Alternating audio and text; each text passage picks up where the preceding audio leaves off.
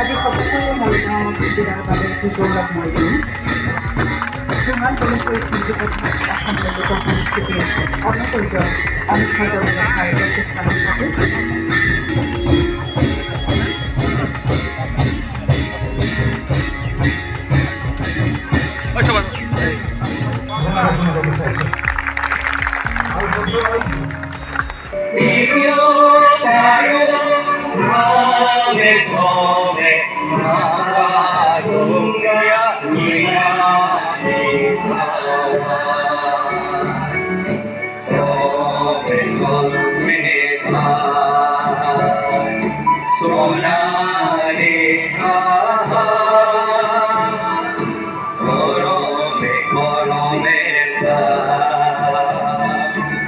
শুভ দিনটো মৰিগাঁও জিলাবাসী প্ৰতিগৰাকী মৰিগাঁও জিলাবাসীৰ বাবে এটা অত্যন্ত গুৰুত্বপূৰ্ণ দিন।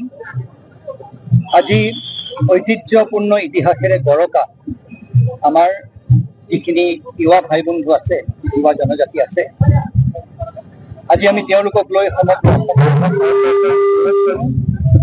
আৰু আজি এই গৌৰৱপূৰ্ণ গাথা জোঙাল বলুকুৰ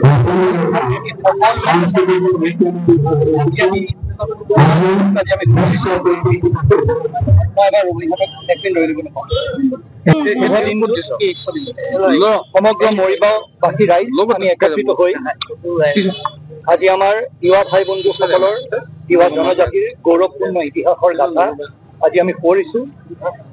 জোঙাল বলহু আজি যিজন ব্যক্তিক লৈ আমি সমগ্ৰ তিৱা জাতি আমি গৌৰৱ কৰোঁ। আজি তেওঁৰ এটি প্ৰতিমূৰ্তি স্থাপন কৰা হৈছে আমাৰ মৰিগাঁৱৰ এই চকটোত। জিলা প্ৰশাসনৰ আজি যিটো মূল কেন্দ্ৰ, আজি সেই চকটোত আজি এই প্ৰতিমূৰ্তি স্থাপন কৰা হৈছে। এই অনুষ্ঠানটোৰ লগত জড়িত প্ৰতিগৰাকী ব্যক্তিক মই মোৰ আন্তৰিক ধন্যবাদ জনাব বিচাৰিছিলোঁ।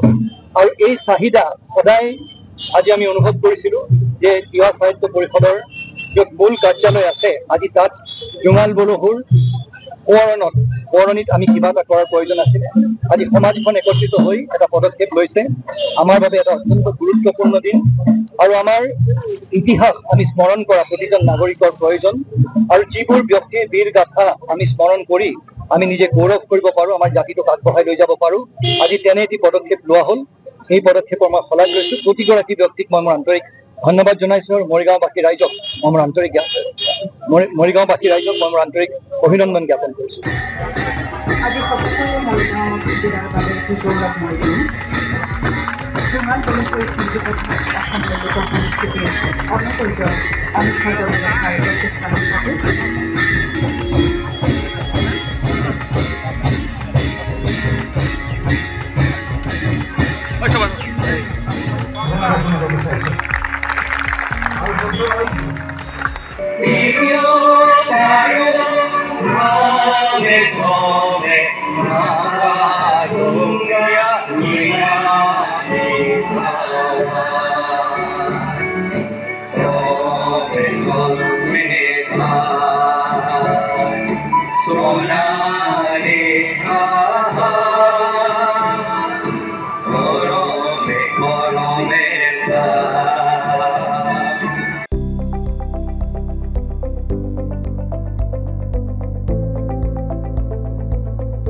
NB নিউজ, সহজ সৰল ভাষাত নৱভাৰতৰ কথা।